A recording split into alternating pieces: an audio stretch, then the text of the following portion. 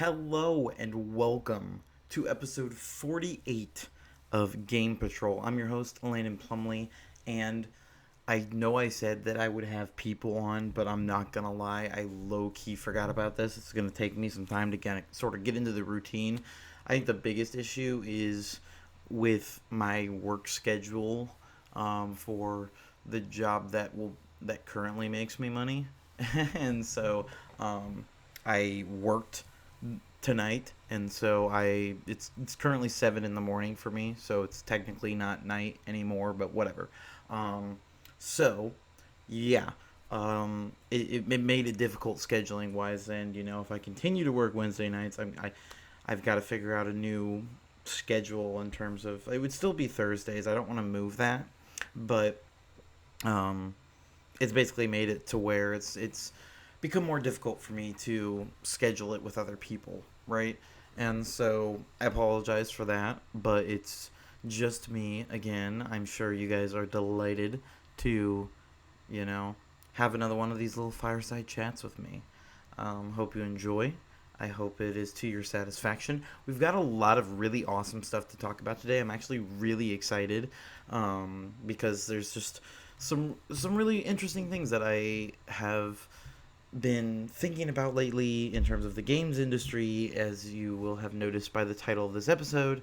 And we've also got a lot of cool gaming news this week to talk about, and so many games I'm excited about are coming out in literally the next few days. And so it's nuts, and I'm excited, and I'm just ready to talk about all this stuff with you guys. So without further ado, let's jump right into it.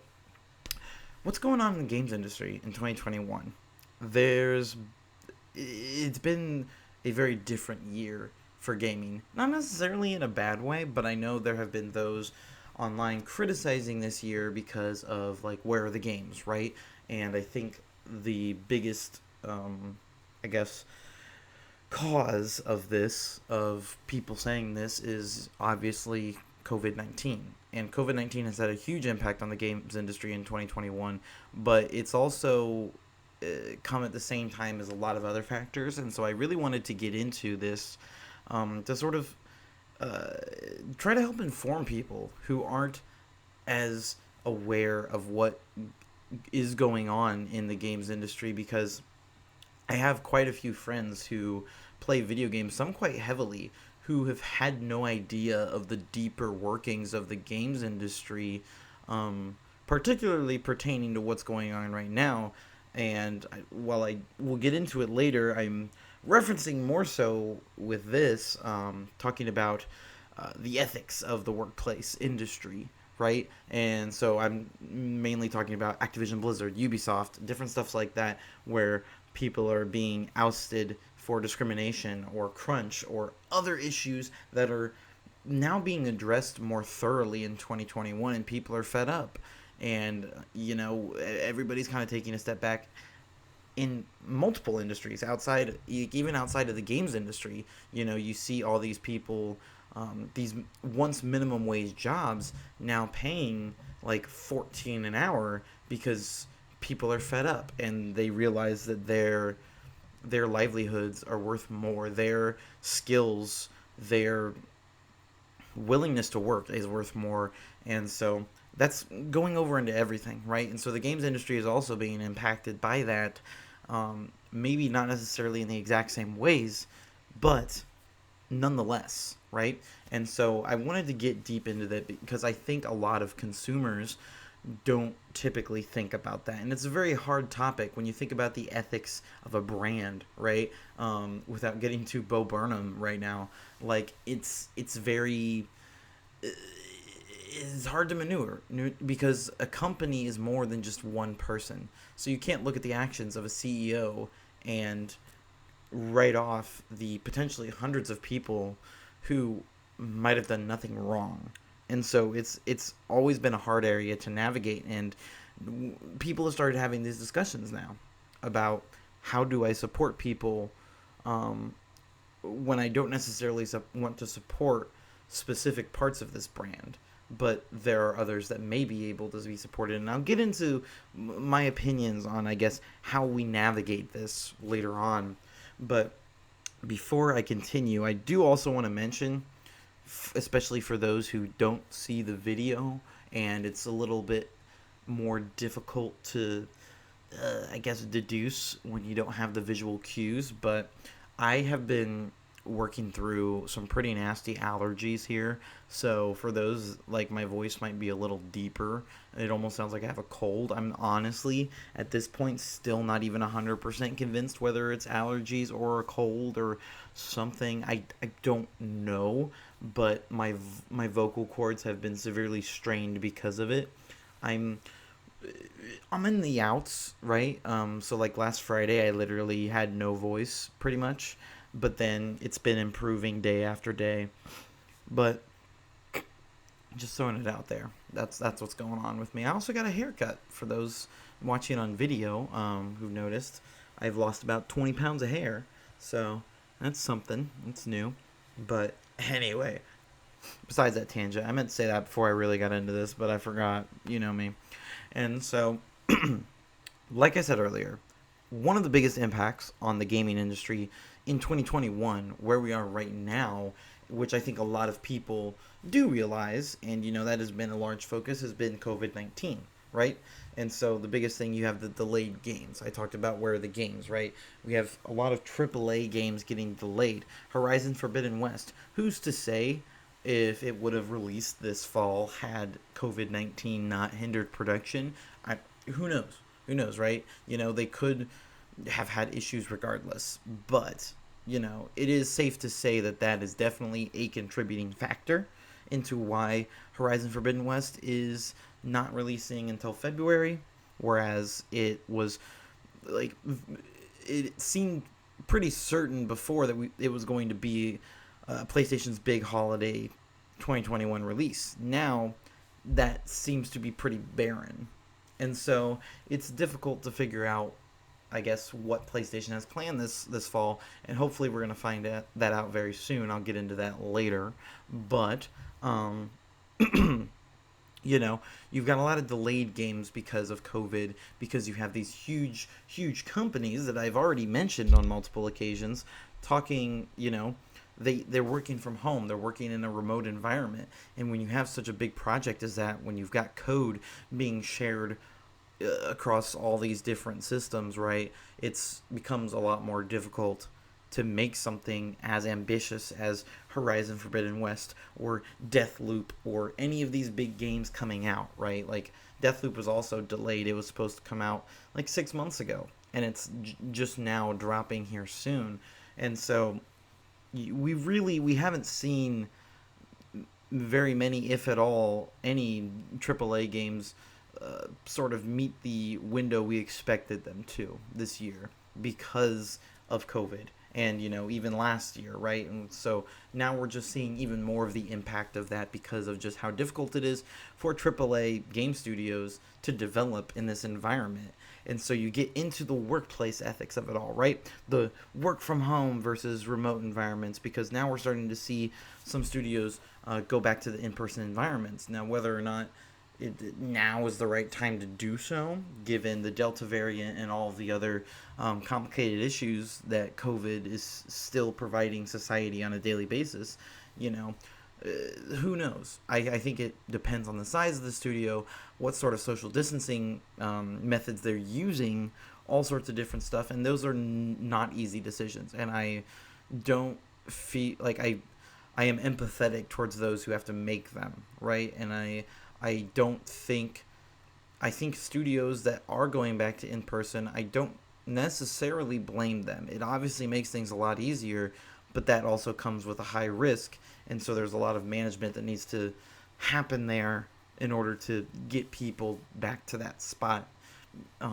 Because at the end of the day, it could make productivity even worse if you have all these people sick, or even just having people worried about getting sick, right? If you don't have those proper procedures in place. And so it's a huge complicated web that is honestly further contributing to the delay of games, because now these people are thinking even more so about, like, not only how do we make a big game in this new environment, but also how do we make sure workers are okay? Because that has become a huge thing with the industry as well, as I've mentioned earlier.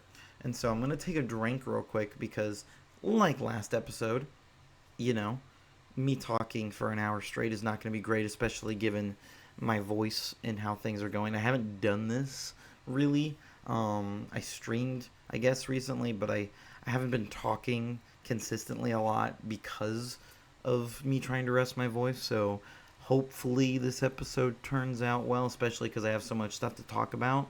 Um, but if I start sounding wonky, there's not much I can do about it. So I've decided to forego water, mostly because I already had a glass of Coke. So apologies for my health aficionados, but I'm working with what I got. And so, like I said, workplace ethics has become a huge deal in terms of especially COVID, but in general. And I'll get into more specifics with that later because I have a ton of stuff about that.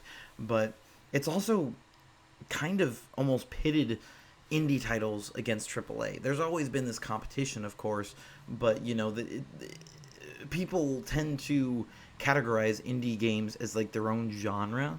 When I've talked before, I had that whole episode on is 2021 the year for indies, because of this exact reason, with COVID-19 making AAA game development so much harder, whereas a lot of indie devs have seen little to no change because of the size of their studios, and just adjustment for them has been a lot easier. Now, even though, of course, while you have these indie game devs being able to transition smoother, everybody's suffering right now. I don't think anybody will argue with me when I say that the past 2 years now, almost, it's been pure chaos and frustration and just a crap storm, for lack of better word. It's just been hard on everybody, and so the personal toll outside of this is burdening enough that there are plenty of indie devs suffering as well, right? But it's a different scenario than AAA development studios. And so we're seeing more indie games taking the spotlight, and that was one of the comebacks that I've seen on social media, talking about how 2021 sucks for games because there's none of them, because it's simply not true. Now we're seeing more indie games taking the spotlight, right? And so, and I think this is interesting because we'll get into some PlayStation news earlier about acquiring new studios. A lot of the new studios that PlayStation has acquired has been smaller devs, right? It seems that Xbox's strategy in terms of their exclusivity content, their big games, right? They have a lot of partnerships. So when we look at The Ascent, The Artful Escape, The Medium, even though it was a timed exclusive, other things like that, they don't own those studios, yet they are literally referred to by consumers as Xbox games because of the partnership that they've made. And so you have a lot of indie studios making these exclusive games for Xbox and giving them a lot more leg. And then on the other hand, you see PlayStation, which, they're juggernauts in the industry, and they have pretty consistently dropped some high-quality AAA games, while Xbox has had a fair lack of that recently, but it seems to be near the end of that drought. On the other hand, PlayStation doesn't too often have too many indie games, and the quality kind of ranges. And so it's interesting to see that the PlayStation brand has been acquiring more smaller studios to perhaps compete with Xbox in that space, because Xbox has been showing a lot more promise in that area.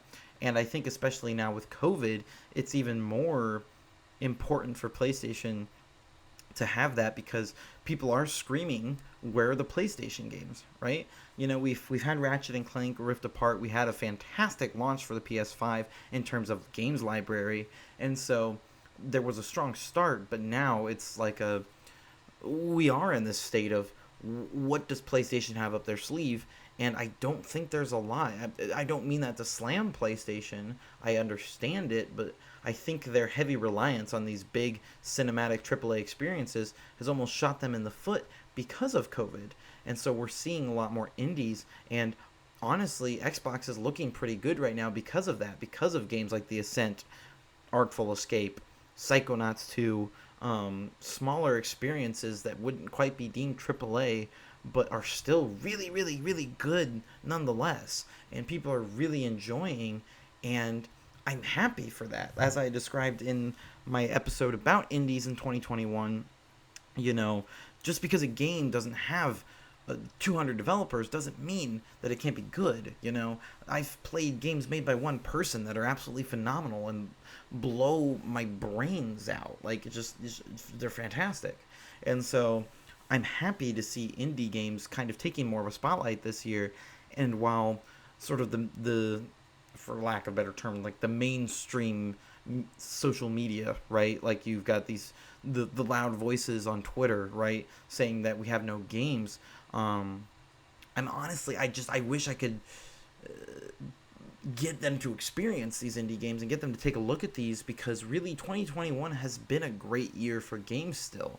One of my favorite games of the year, Chicory: A Colorful Tale, absolutely had no awareness of it, and it's one of my favorite games of the year.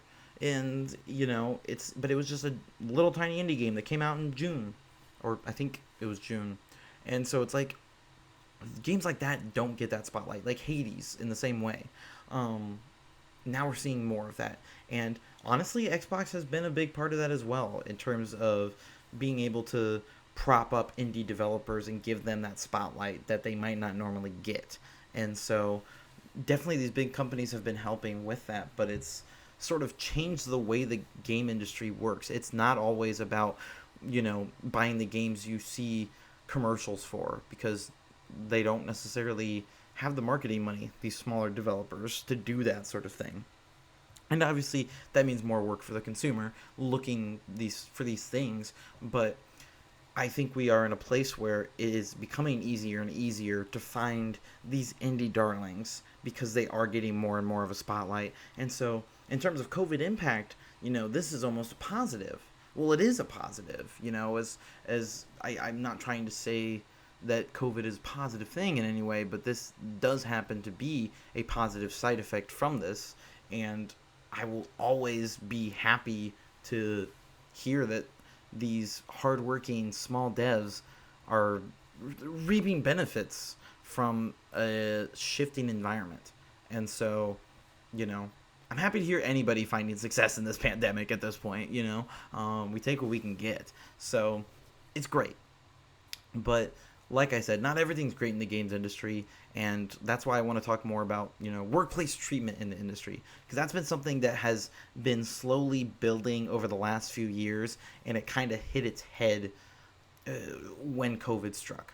And now in 2021, we're really reaching kind of the most tension-filled part of this whole process, where just huge companies are basically being exposed. We've seen stories about Naughty Dog with Crunch, but now we talk about the biggest ones, Activision-Blizzard and Ubisoft, right? I mentioned them earlier. Like, for those who don't know, quick summary, I've talked about this before, I believe, but with Activision-Blizzard having multiple just horrible, horrible things going on in terms of discrimination, harassment, at times sexual harassment towards women in the industry, and just a lack of diversity in general, both for them, and then on the other side, like I said, Ubisoft having a severe lack of diversity in their company. There we go. I don't know why I was struggling to plop that word out of my brain, but like just this week, right? The Ubisoft employee group, I believe they're called the Better Ubisoft, says that the new CCO that's been appointed, leaves them with, quote, a lack of confidence, because this is, yet another yet another middle-aged man that displays a lack of culture that is now leading the editorial department of Ubisoft. And I don't think they're necessarily trying to trash the guy, and this isn't a all white men are bad situation. It's not necessarily what they're trying to come across with, but it's a simple fact that of like the taking down a dictator situation, like Coney 2012, essentially different things like that, where people go in, take out the quote unquote bad guy, and it's okay, who's replaced, who is going to take up that spot, right? Is it going to be someone from the people, or is it going to be just another shull or another dictator, or someone who will cause more harm than good? And Ubisoft employees are rightfully questioning this, and they want to know if this person will actually do things, because people can say stuff all the time, but actions speak louder than words, and there's been a severe lack of action in this industry. Like, in both of these situations, both Activision-Blizzard and Ubisoft, and plenty of other places, we just see people get fired, right? And, that's the easiest way to handle the situation. Someone does something bad, okay, leave, right? But situations such as this, where it is so hard to determine, what is someone being a dick versus someone being discriminatory. And, ideally, you want an industry where no one's being a dick, right? Like, it shouldn't matter if it's discriminatory or not. Being a dick is just bad in general.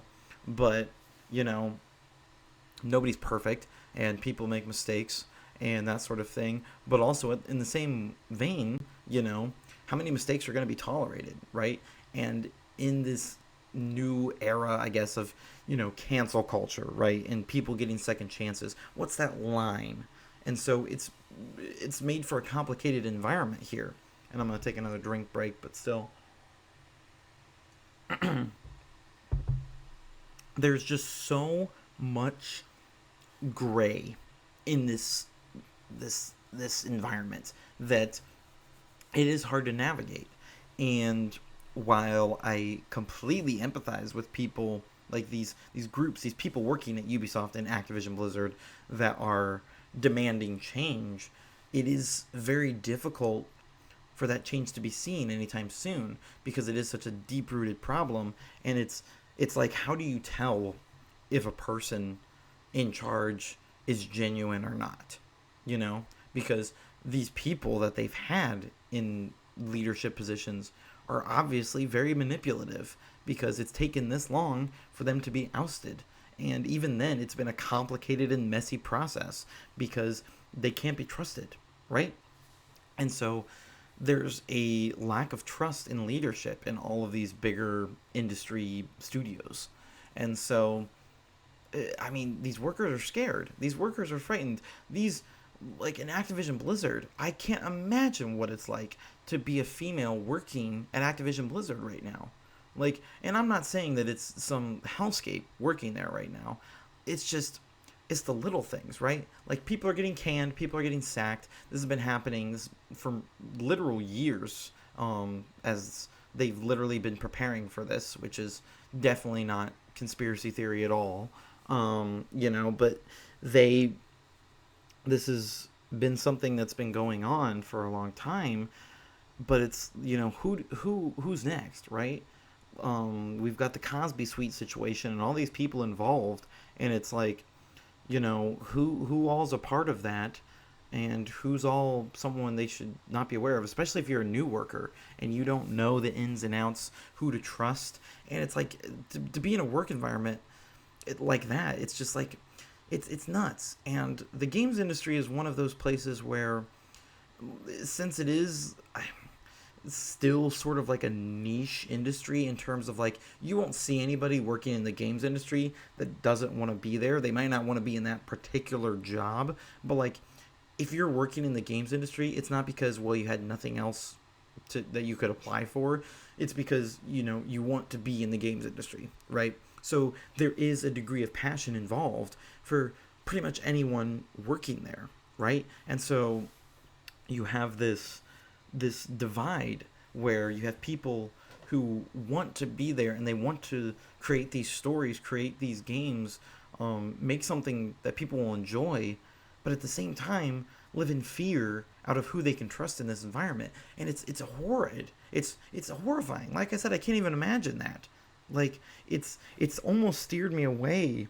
Like I said, I've I've made the shift to where personally my goal in life is to be a part of the games industry through content creation, and maybe spin off into other avenues, but like, not to say that content creation doesn't have its own toxicity, but like, just because of the fear of people, like, dealing with these horrible people hiding in this industry and taking advantage of people.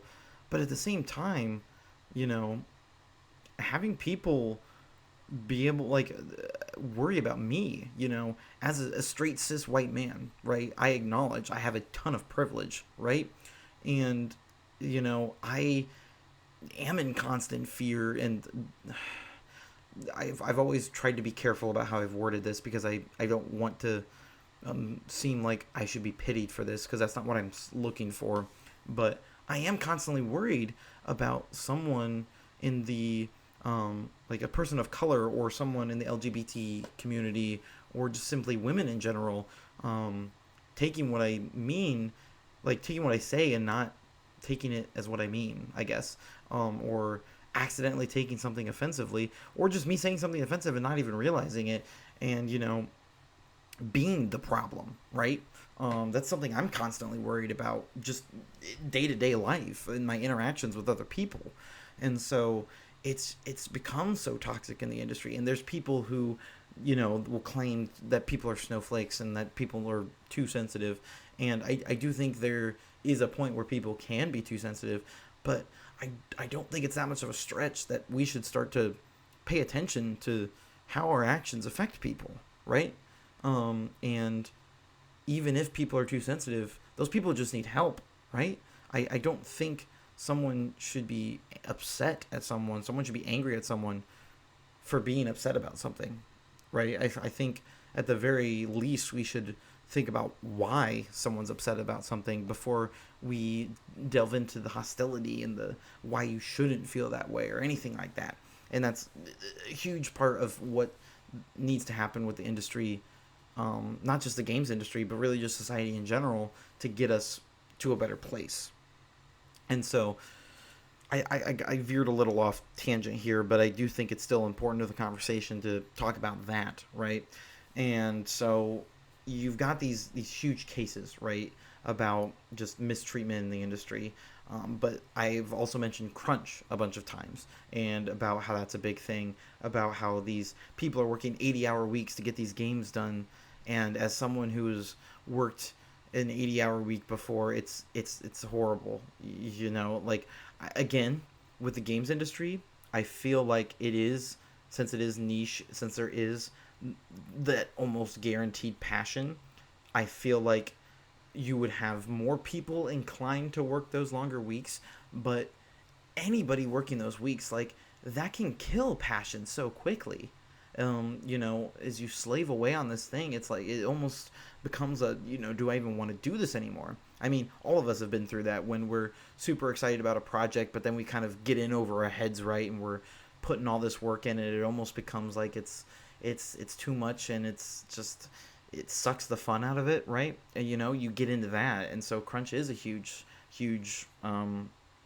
problem, and it's been that way for a long time. There was an interview with some of the developers over at Retro Studios that worked on the original Metroid Prime, and they said that the crunch was so bad on that game that it nearly broke them. Like, they had serious issues with crunch making this game, and Metroid Prime has gone down as one of the greatest games ever made.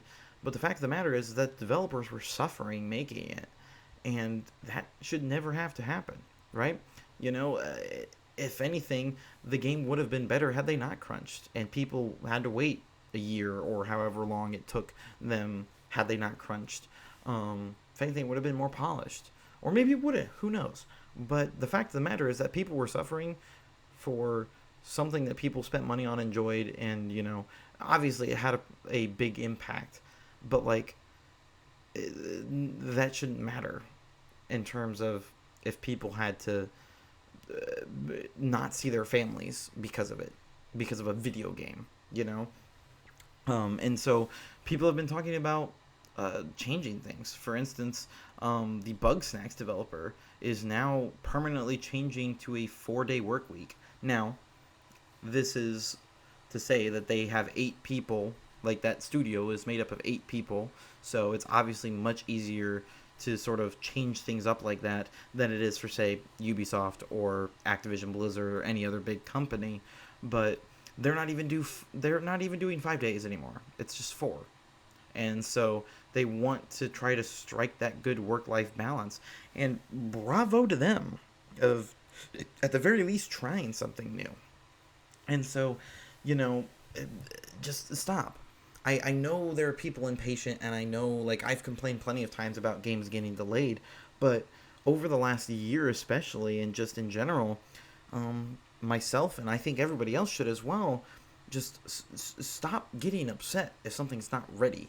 You know, it's not from laziness. I know that, you know, us not doing something, you know, people get lazy all the time and they won't want to do stuff, right? But when you have people working together to make something, that a game getting delayed is not because someone was slacking off.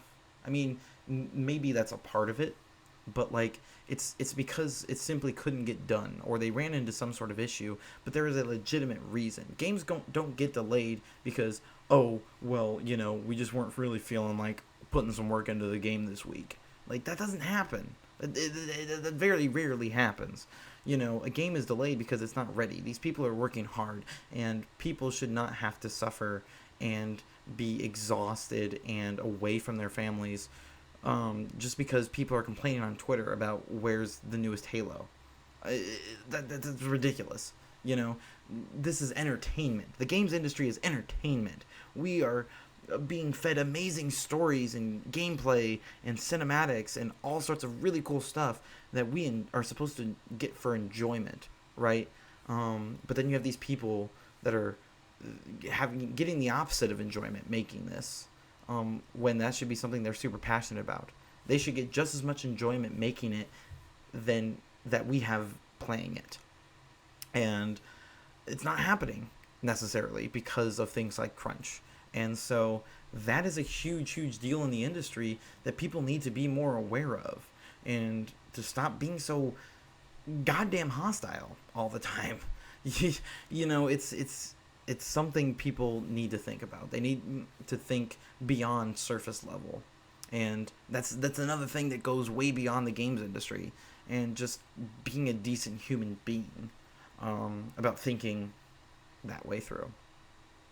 And, you know, before I move on to my next point, I also just, you know, want to state that, you know, are we going in a positive direction? Like, is this a positive direction?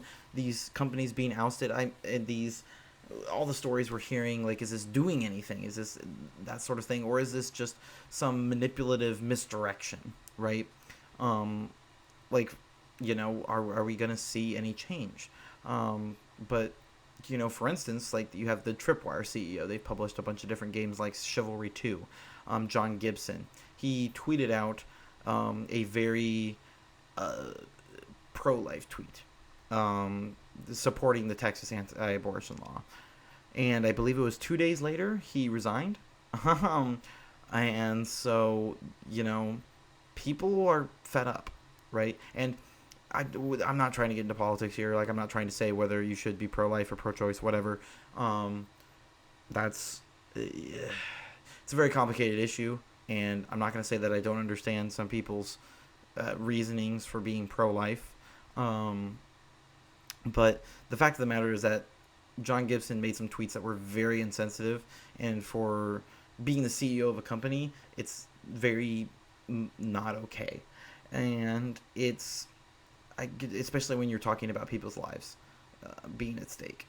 And I know that, okay, again, let's not get into the specifics of all of that because it's a complicated issue.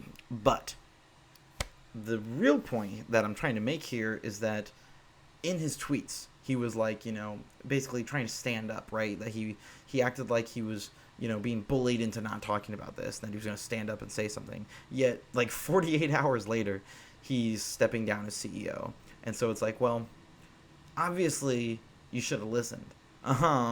But you can talk about the ethics of that, all of that, and cancel culture and all, and whether or not it has its own toxicity to it, which I do agree. I do think there is a ton of toxicity with cancel culture, about the fact that basically no one is offered a second chance. James Gunn is about the only person I can think of who's ever really come back from being canceled in any meaningful way. So it's like, it is complicated. It's like I said, like most of this, it's a huge gray area that can't be solved with a simple, do this or do that. Nobody knows, right? Because you can't peer into the human mind. You can't look at a soul and say whether or not someone's a good person or not, or if they mean well. And I think, again, the biggest thing we can do to navigate this is by looking at context, paying attention, not necessarily taking things at face value, even if it's something we don't like. Like with this whole John Gibson situation, right? He made a tweet saying that, women should not get abortions past 6 weeks, even though a lot of women don't know they're pregnant until after that at some point, like there are plenty of women who don't know.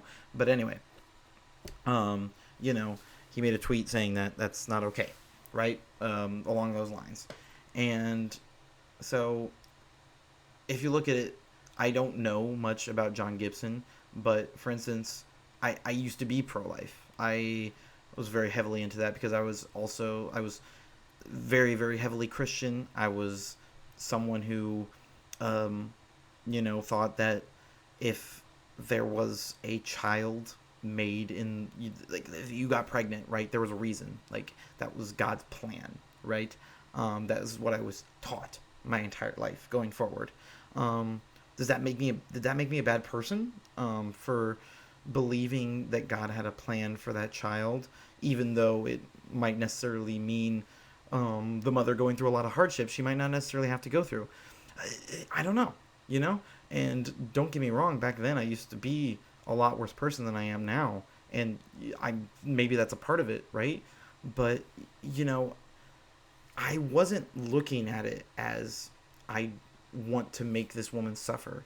I was looking at it in the sense of, well, I don't want to make this child suffer. And you can get into the science of what makes a child, like when does a human being start, the whole, the whole heartbeat law. That's what people call Texas and this whole thing going on.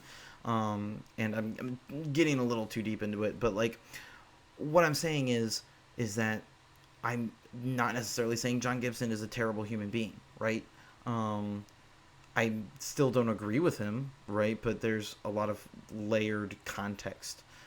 When it comes to Activision-Blizzard and Ubisoft and these people, like the people in the Cosby Suite, yeah, they're terrible people. Yeah, no, if you demean women like that, if you demean just an entire sex/race/anything, something that people can't change about themselves, yeah, no, you're a terrible person. I'm sorry. But even then, still not necessarily irredeemable. I'm not saying let him off. I'm saying there's no reason to condemn someone for eternity because we've all done bad things in the past.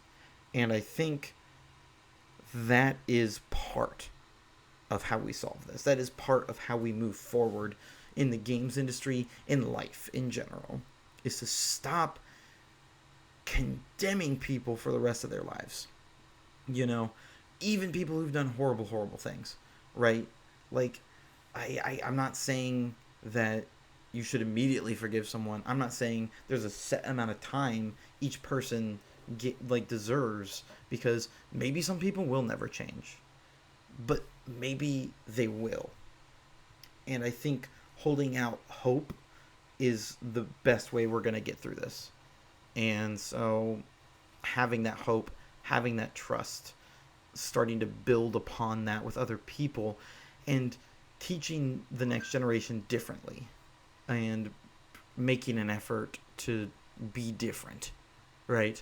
And it's going to be a slow process, right? It's not hard. It's not easy. It's not something that's going to happen overnight, and it's a complicated issue. But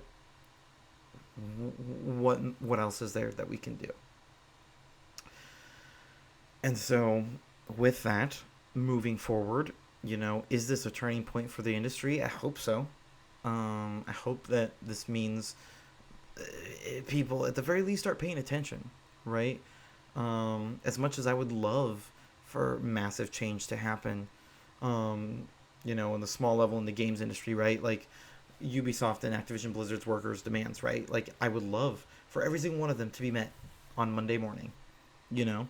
But it's not as simple as that. And I'm not saying that it won't happen. I'm not saying it shouldn't happen. It absolutely should. Um, but like, I just hope that people that are good people, I know that are good people, try to understand every point of view. That's not to say that they should think that point of view is right, but to try and understand it. Because if you just tell someone that they're wrong over and over and over again, and you have constant hostility towards someone, why in the hell would they want to do anything for you? And I'm not saying that they do not owe you what you ask them for. I'm not saying that Activision Blizzard or Ubisoft does not owe these people what they're asking for, because they absolutely do. But at the same time, if that, like, say they do everything that they want, like, what, are they just gonna magically forgive them and then it's okay now? Like, I just, there has to be some sort of meeting of the minds and conversation, and not necessarily compromise, because that's not necessarily the answer. Sometimes it is, sometimes it isn't. But there has to be some sort of mending in place, and I feel like cancel culture and just the hostility on both sides makes it so that there is no easy way to mend that. And I think that's something that will make this a lot easier for everyone involved. But yeah, I'm taking another drink. I'm going to try and move on from this. But before I do, I also want to quickly mention what can we do as consumers, right? And I've talked a lot about it, but I also want to mention the vote with your wallet theory. That's what everyone says, right? When you get to boycotts and stuff like that, you stop supporting the businesses, and that'll show them, right? And it can. That's certainly true. It can be true. But in the same way, as I mentioned earlier, there are thousands of people working at Activision-Blizzard, and hundreds of those people are very, very, very good people, if not thousands of them. There's a few bad eggs. So, is it worth making good people suffer? Is it really going to enact that change? Because you're not going to buy the next Call of Duty. Is that really going to enact that change? And maybe it will. Maybe it will. Like I said, maybe it will. But is it going to be worth it? Potentially, putting these guys, because the fact of the matter is, whether or not you buy the newest Call of Duty or Overwatch 2 or Diablo 4, the people who are going to get canned if it fails is not going to be the CEOs. It's not going to be the executives. It's going to be the low levels. It's going to be the people that are least appreciated, least wanted in the studios. It's going to be the new guys. It's going to be those good people, potentially. And so voting with your wallet can provide results. I'm not saying it doesn't. But again, it's just as complicated as everything else I've just talked about, where you got to think beyond the surface level. And I know it's hard. Like, this whole conversation has hurt my head just thinking about it, and navigating it. But it's the way the world works. It sucks. I'm sorry. I don't know what to tell you guys. But just acknowledge that, and try your best. And that's what's helped me in my life, you know. Um, as soon as I realized that I am not going to be a perfect human being and I am going to screw up unintentionally, maybe sometimes intentionally, um, but as long as I'm trying my best, you know, that's going to have to be good enough, you know. If it's not and I fail, okay, I'll try something else, right? But as long as I'm trying, as long as people are trying, I think that's the best we can do. And so, you know, if you don't think you're doing enough, then do more.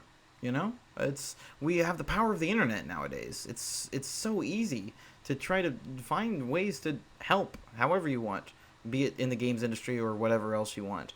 Um, just do you, man. If there's a will, there's a way. And with that, I'm gonna stop because we've been talking about this for 45 minutes now.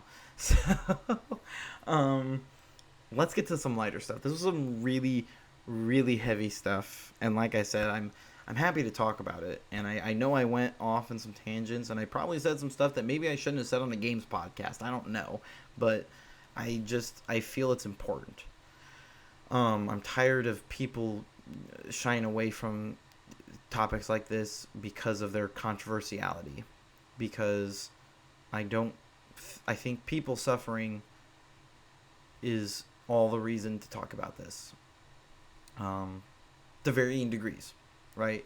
I think if there are people hurting, I I don't think you should be concerned about, oh, but some people might not like me talking about this. Like if it means people can get help, I'm all for it. And so that's how I'm always going to be. And if people don't like that, you're free to leave, because I'm tired of being silent, and other people should feel the same. Everybody should feel the same. Stop being silent. Stop being so hostile. That's not going to help anybody. But stop being silent. Stop not talking about it. Politics sucks. Society sucks. A lot of stuff in the world sucks. That doesn't mean we shouldn't talk about it. This doesn't mean we shouldn't be knowledgeable about stuff, because otherwise more people are going to get hurt. And maybe one day that person will be you, and if it not already. And so let's move forward, not back, not stagnant, just forward. Yeah, inspirational quote. All right, much better news ahead. Gaming news for the week. Let's talk about it. First off, as I briefly mentioned earlier, PlayStation's bought a new studio. PlayStation has acquired the UK developer Firesprite, aka the people that helped create the Playroom and the Playroom VR, as well as the Persistence, the horror shooter that was a VR title. So primarily a VR studio, not necessarily. Who knows what they're working on next? But it's another like smaller studio, and it's also another VR oriented studio. So I'm interested, one, to see. It looks like they're really trying to build a first party VR section of their first party studios, so that's cool. But again, I feel like this is to help compete with Xbox in terms of the indie games, because I think they do want to have that diverse portfolio that Xbox has. Whereas, Xbox will claim that, oh, ponies only have the third person action adventure games, blah, blah, blah. And, I think PlayStation is starting to listen to that. I do think PlayStation does have a diverse catalog, but it is fairly accurate to claim that Xbox has a more diverse portfolio. We can talk all day about which is better, and which has the more prominent ones, but Xbox does have more diversity in their exclusive content. And, that's something that PlayStation can work on, and it looks like they are. And so, just more proof that competition is good, because they push each other to be better. And that's just, again, the way the world works. And so I'm happy. Congratulations to Firesprite. From everything I've heard about Sony's handling of their studios, it seems like they are very much like giving people creative freedom, and very welcoming and kind, and just doing well with that. So as far as I see it, this is good news, and hopefully I'm right. And so congratulations to them. Hopefully all goes well with that. Secondly, we finally got an official announcement. I've been waiting for this forever, and I'm so excited. Alan Wake Remastered is officially coming, which just makes it all the more real that we might get a full sequel to the game that came out, what was it, 10 years ago, right? I think so. I think it's because of its 10-year anniversary that they're announcing this. But, yeah, it's coming this fall on PS5, PS4, Xbox Series S and X, Xbox One and PC via the Epic Games Store, so not on Steam. And we don't have a release date yet, but leaks have pointed to October 5th, which could also point to it maybe being a PlayStation Plus game. Some people have theorized that because that's when the new PlayStation Plus games hit. So they've tried to make a point to compete with Game Pass by launching some games into PlayStation Plus. So just saying, that could be a possibility. And I could totally see that. Like, I really could. And so, yeah, could be October 5th. We'll see. We'll get some more information here soon. But I am very stoked because I'm obsessed with Alan Wake. I'm also, like, I played Control. I really, really love that game. I beat Control, didn't I? Yeah, I did. But I didn't play the DLC. I haven't played the Alan Wake DLC, actually. So, I might need to get on that. But, I'm happy that this is a thing. It's awesome. And what more do I need to say about it? Moving on into the next thing, right after I take my next swig. We've got some more Mass Effect news, which I'm always happy to hear about. So BioWare is reportedly considering moving back to Unreal Engine versus going to Frostbite for the next Mass Effect game. There's also rumors that, like, it's not going to go into, like, full production until 2023, which I completely believe. You know, I think BioWare announced this game as sort of like a way of helping the fans feel better, right? You know, after the mixed response to Andromeda, you know, they want a proper Mass Effect game, and so the announcement of it last year was mostly to calm people down, right? But BioWare is still very hard at work on the next Dragon Age game, so, you know, and who knows when that game's going to come out. So it would make sense that we might see Dragon Age in fall of 2022, or even, you know, going into 2023. So it makes perfect sense that it would not go into full production until after they wrap up Dragon Age 4. But with that being said, they have to think about what they want to build it on. And with the old Mass Effect games being made in Unreal Engine, they don't have to worry about, well, the Frostbite glitches, because they had quite a few of those. And, you know, working with a new engine, like, obviously it's hard to get it right on the first try. And so I think, you know, I'm not necessarily worried if they stick with Frostbite because they now have more experience with it. But in the same vein, you know, if they're having issues, might as well go back to what you know. And Unreal Engine 5 is absolutely just nuts. And again, I think these bigger companies have made it, like, it's noticed that giving studios more freedom will usually result in good things. You know, it's not, you know, it's always a risk, right?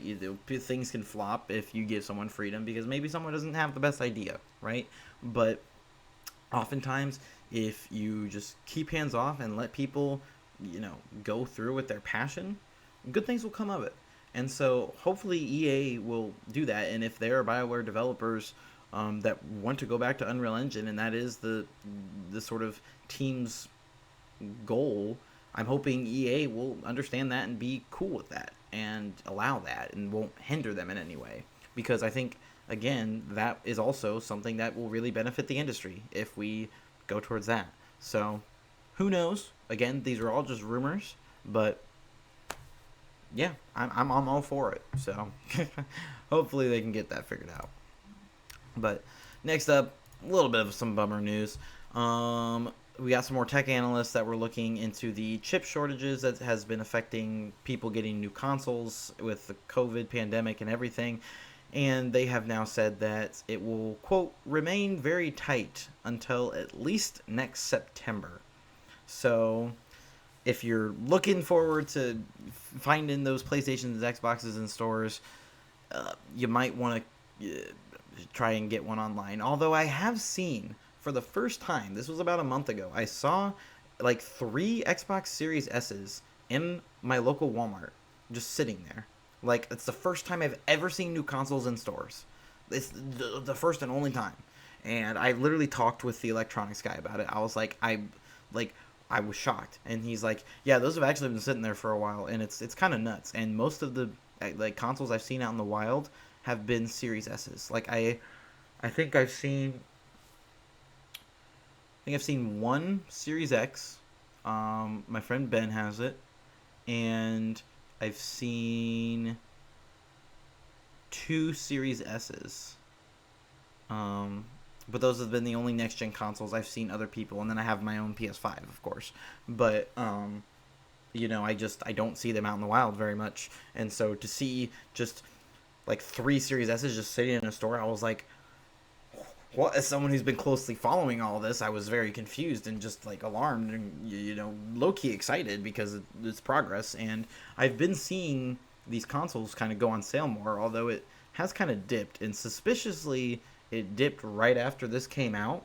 So it almost feels like a kind of stock market-y situation.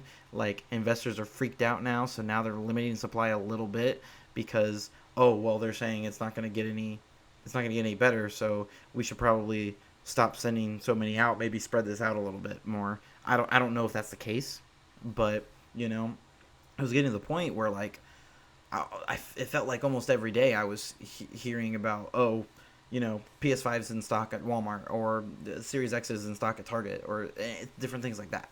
But now I feel like it's kind of clamped up a little bit more, and I'm wondering if this has something to do with it. But apparently this is just something we're going to have to deal with. I was really hoping that Black Friday this year would kind of mark it like a relaunch for the consoles, where we'd finally see them in stores, and it would be the basically launch that was supposed to happen last year, but it seems like that's still not going to happen. So until then, if you haven't gotten your consoles yet, I'm sorry and good luck. But finally, there's a PlayStation showcase today. It happens at 4 p.m. Eastern time, so this is a few hours after this goes up, but I'm very excited. It's a 40-minute showcase.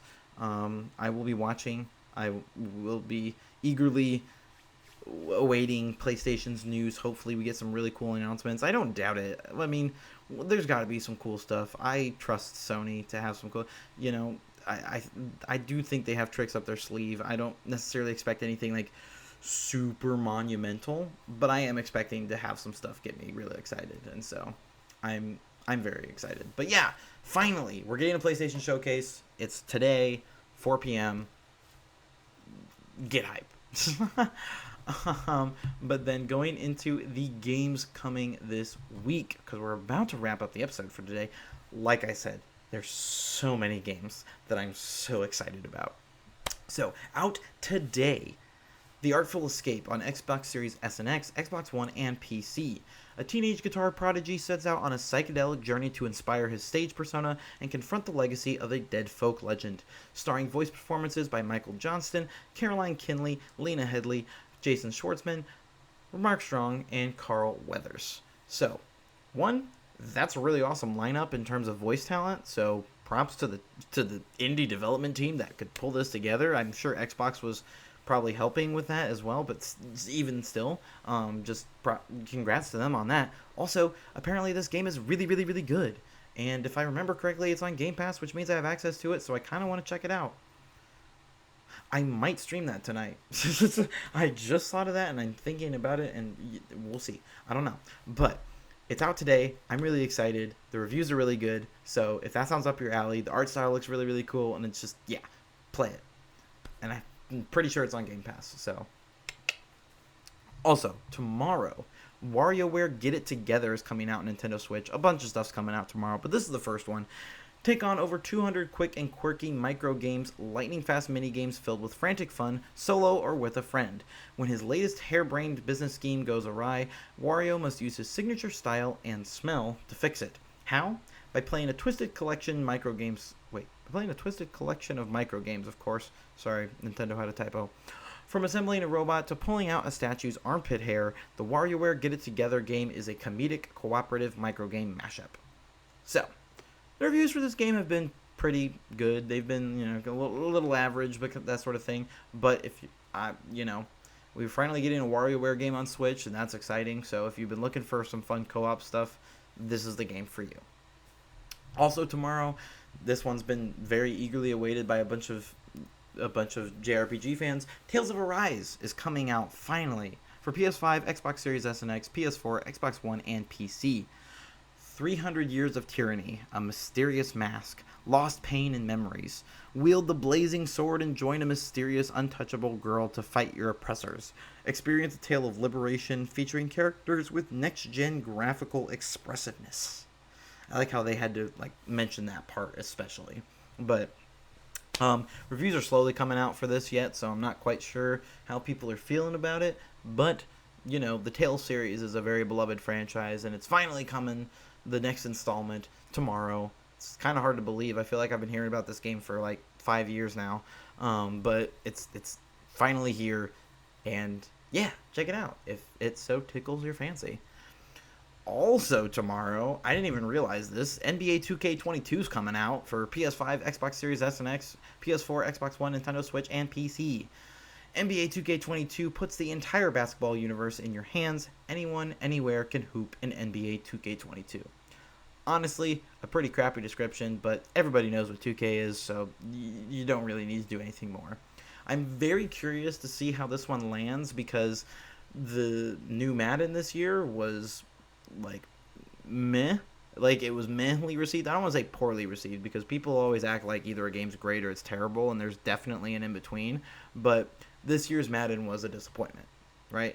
To the point I was actually really excited for it because I was I work at a sports bar now, so I've kind of unwittingly gotten into sports more. So I was kind of excited for this year's Madden, but then after looking at all the reviews, I was like, oh, well, maybe not then. Maybe next year. And so I am excited for 2K though. Hopefully it turns out well, but just like I said, games, I think I've said this on the podcast before, sports games have been dipping in quality the past couple years, and so fingers crossed 2K does not follow that route, because honestly, I really don't know what sets this apart from last year's or really the past couple years, so hopefully they've done something cool. I don't know. But that's out tomorrow. I'm sure plenty of people are going to get it, as they always do. Also tomorrow, another game I'm excited about, Lost in Random for PS5, Xbox Series S and X, PS4, Xbox One, Nintendo Switch, and PC. Play the odds in Lost in Random, a gothic fairy tale inspired action adventure where every citizen's fate is determined by a roll of the dice. So this is another one of the EA Originals games, like It Takes Two, aka my game of the year so far this year. And also Unravel, and it's just some really, really cool indie games that EA has promoted through their program. This is the next game in that program, right? The art style looks really, really cool. I'm obsessed with it, and it looks like a really fun story-oriented game that I would like to get my hands on as soon as possible. So, it's finally out tomorrow. Maybe I'll get my hands on it. We'll see. But it's exciting. And then finally tomorrow, the game I'm most excited about, and I'm really excited about a lot of these games, at least that I've said so far, because my most anticipated game of this week has still not been said. But tomorrow, Life is Strange: True Colors is coming out on PS5, Xbox Series S and X, PS4, Xbox One, and PC. It will also be coming to Switch at a later date, but not tomorrow. Alex Chen hides her curse, the psychic power of empathy, the ability to absorb the emotions of others. When her brother dies in a so-called accident, Alex must embrace her power to find the truth. The reviews for this game have been phenomenal, and I'm so upset that I'm literally broke as hell right now, and so I can't pick it up at launch because the next game has my money prioritization. I'm sorry, but I really want to check this game out because I love the Life is Strange franchise, and I was super hyped for this game when they first announced it. I just Alex's rendition of Creep is just I forget the girl who's actually performing it, but it's just chef's kiss. Like I love Creep by Radiohead anyway, but just when they did that, it just gave me like literal goosebumps. Just that alone combined with all the other stuff of just yeah, and it's people are loving it. It's been getting amazing reviews, and so I desperately want to play this game. And if you have any inclination of wanting to play this, I heavily suggest you do, just based off of all the awesome stuff I've heard thus far. But it's finally coming tomorrow. And so I'm going to take a quick drink before I get into the last game. Maybe some of you know what it is. I don't know. But if you don't, it's Deathloop, and it's coming to PS5 and PC on Tuesday. Deathloop is a next-gen FPS from Arcane Leon, whatever, the award-winning studio behind Dishonored. In Deathloop, two rival assassins are trapped in a mysterious time loop on the island of Black Reef, doomed to repeat the same day for eternity. This is one of my most anticipated games of the year. I'm so freaking excited to play it. I didn't realize, like, I always knew it was September 14th. I just didn't realize how fast it was creeping up on me because I still don't have it pre-ordered. So I'm literally doing that today because as I was, like, preparing the outline for this, I was like, oh my god, Deathloop is out this week, technically, like within the next 7 days. Oh my god, it didn't click in my head until I was making the outline for this, and I was like, I need to get on this pre-order because presumably, well, oh shoot, I might actually be in Cincinnati when this game drops, but I will be playing it as soon as possible, and so, yeah, I'm very excited for Deathloop, and I will very likely be talking about it on the next episode. So yeah, it's coming out on Tuesday, and I cannot be more excited. So, yeah, a lot of awesome games coming out that I'm very excited for. So, it's a great week for games this week. But before I get out of here, let's talk about the off hours. What have I been doing?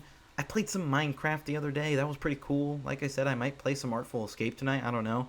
I've also been thinking about jumping into Horizon because I never beat that game, and I want to beat Zero Dawn before Forbidden West comes out. So I've also thought about starting that up here soon. But I've been playing some Minecraft. I haven't honestly had that much time for video games. I've had a lot of personal stuff. I don't currently have a debit card for complex reasons, and my card just broke down, so it's been a hard week for me. But so I haven't had a lot of time to play games.